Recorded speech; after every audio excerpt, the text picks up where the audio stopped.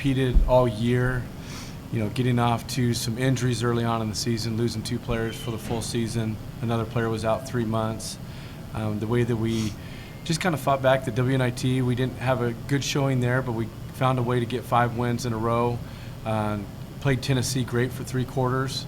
Went into conference season and just kind of fought our way through it, and some ups and downs throughout the season, but proud of the way they came out here at the end. And again, we played our best basketball at the end. It's unfortunate, with tonight's loss, but I loved how we played. And really two things that stood out tonight's game. I mean, I thought we did a good job of playing defense. We took away a lot of looks for them.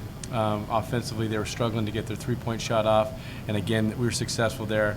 Where we didn't do a great job was rebounding, giving up too many offensive rebounds, especially late. You can get away with those sometimes early on, but late it kind of exemplifies it a little bit. But I thought we did a good job knocking down threes when they weren't, and you can look at the stats, but the free throws too. It's tough to look at that as well. So proud of our team, and we're just going to go back to work, and really proud of Jordan, her senior year, and the way that she ended was really an unbelievable game from her best game of her career. Jordan, you beat Idaho at this building last year, so did that give you guys some confidence coming in, even though they are the 2 seed? Yeah, I think we came in pretty confident. We knew it was going to be a battle, but we were just excited to play. I don't know. Your guys' zone seems to give them so much trouble. Why? Because it's really confusing. No one understands it. Sometimes our team doesn't even know how to run it, but yeah, our zone works great. Coach, 2 years ago in Reno, between these 2 teams, there was like 200 points and like 48 threes. So, I mean, a completely different game. What's changed about these 2 programs since then? Well, I think it's still there. I think both teams can score. It was kind of a grinded out game from the beginning. You could just tell just the feel of the game was going to be a little bit different. And that's okay. We can play many different styles. And I thought we responded well and, getting out to a great lead in the 3rd quarter. But we've got to be able to sustain that.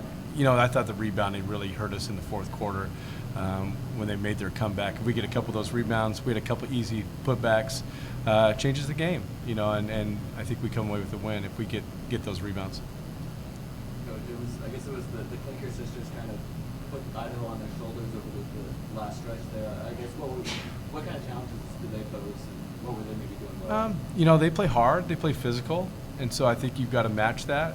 And when you don't, they can get those rebounds, And so I think we've got to be better at being more physical in a game like this if it's going to come down to that, and just respond. And we didn't do that with a couple of blockouts, especially late. Since the tournament moved to a neutral site, we haven't seen a repeat winner. How hard is it to go about defending a championship in this tournament? It was extremely hard this year, and I could say a lot more. I talked a little bit about it yesterday, but for us it was extremely hard with our injuries, a little bit of our youth, and then the schedule. It was tough, but I loved how our team just found a way, especially when they're down. I think everyone kind of wrote us off during that stretch in the middle, and I thought we were playing our best basketball the last 2 weeks. We were confident coming in that we were going to win it again, and I think everyone can see after today we had a chance. A couple things go our way in this game, it's a different story.